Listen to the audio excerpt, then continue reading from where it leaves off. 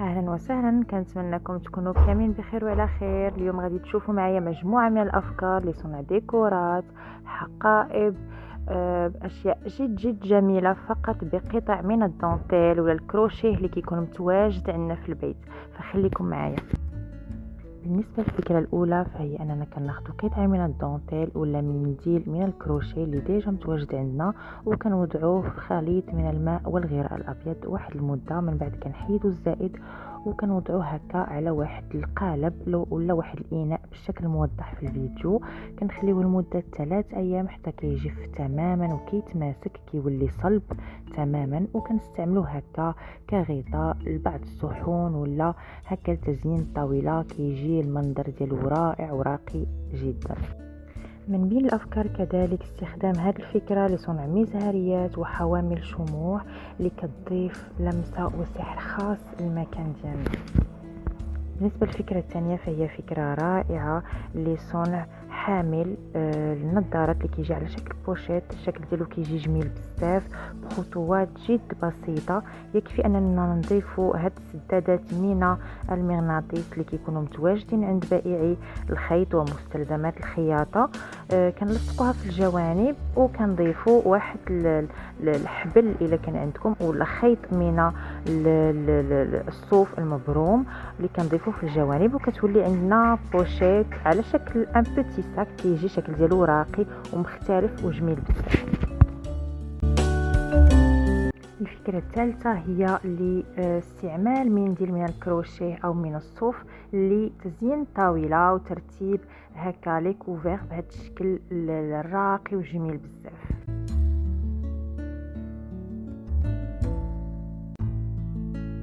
فكرة أخرى هي لتزيين مخدة أو صنع مخدة من الصوف بطريقة جد سهلة وذكية باستعمال مناديل من الكروشيه ولا من الدانتيل كذلك يمكن استعمالهم.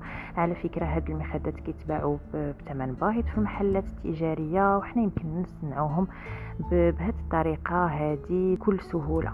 بالنسبة لهاد لي بونبون اللي كيجيو في الجوانب هما متواجدين في المحلات لبيع الصوف وكذلك مواد ومستلزمات الخياطة. الفكرة الخامسة هي طريقة تثبيت الورود داخل المزهريات باستعمال مناديل من الكروشيه. فالشكل ديالها كيجي جميل. هذا الكروشيه كيعطي جمالية للمزهرية وكذلك كيثبت لنا الورود ما كيبقاوش يطيحوا، وكيجي لو بوكيت فلور مبهج وزوين.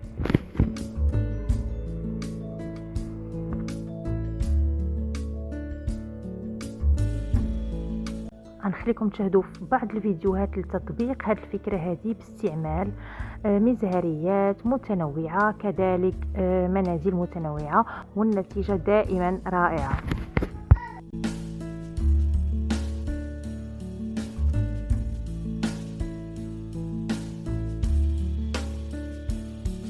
بالنسبة للفكرة الثالثة فهي لصنع حقائب فقط باستعمال مناديل من الكروشيه. كما كتلاحظوا كنحتاجوا هكا شال ومنديلين متطابقين بنفس اللون. كما كتشوفوا كنحاول نجمعوهم هكا باستخدام داك الشال. فالطريقة فهي جد بسيطة وكتجي زوينة ومختلفة بزاف. بالنسبه للفكره الثانيه فهي كناخذ ناب هكا اللي كتكون مستطيله الشكل وكنحاول نشدها من الجوانب وكنلصق فيها هاد المقابض اللي كيتباعوا كذلك عند بائعي مواد ومستلزمات الخياطه، والشكل ديالو كذلك كيجي سبيسيال وجميل بزاف. غنخليكم الان مع تطبيق الفكره بادوات مختلفه باش تعرفوا انه ماشي ضروري يكون عندنا نفس المعدات باش نطبقوا الفكره. فيمكن لكم تستعملوا فقط داكشي متوفر عندكم في البيت والنتيجه كتكون ايضا جميله بزاف.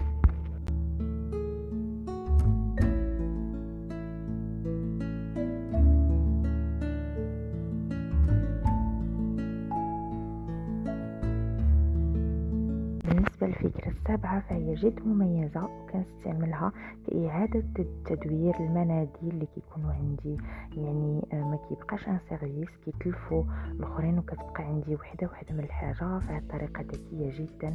كناخذ هكا اون ناب من لورغانزا ولا ثوب اللي كيكون شفاف وكنحاول نلصق فيه داك القطع واخا يكونوا مختلفين، فبالعكس هذا كيعطيه جماليه ورونق اكثر والشكل النهائي كيكون جميل بزاف.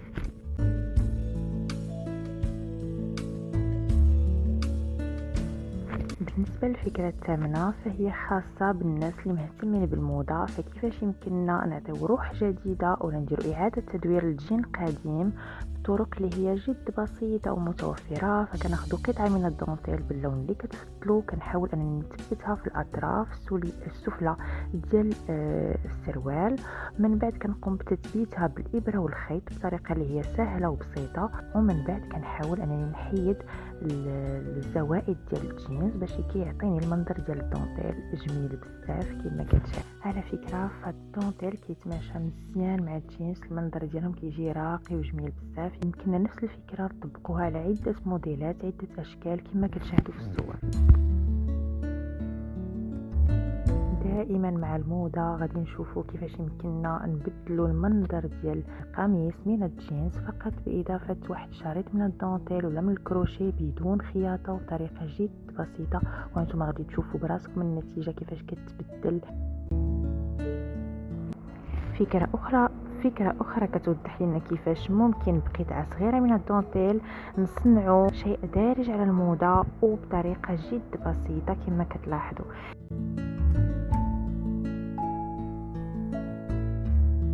ممكن كذلك استخدام شريط من الدونتيل لتشكيل توزيعات حفل الزفاف.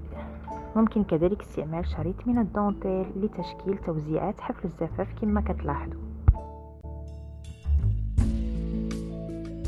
بالنسبه لهذه الفكره فانا كناخذ كؤوس من الكرتون اللي كنوضع فيها قطع من الدونتيل من الثوب ولا من الورق، من بعد كنقوم بصب خليط من الاسمنت والماء ووضع واحد الاواني اللي كتكون مناسبه، الحجم ديالها كيكون مناسب، كنخليها تجف على الاقل مده 3 ايام او اكثر حتى كتماسك تماما كتولي صلبه. من بعد كنقوم بازاله القالب ثم الدونتيل، وكنحصل على حوامل الشموع اللي كتكون راقيه جدا بليفي ديال الدونتيل. يمكن نصبغوها من بعد ولا نخليوها كما هي، فلكم الاختيار.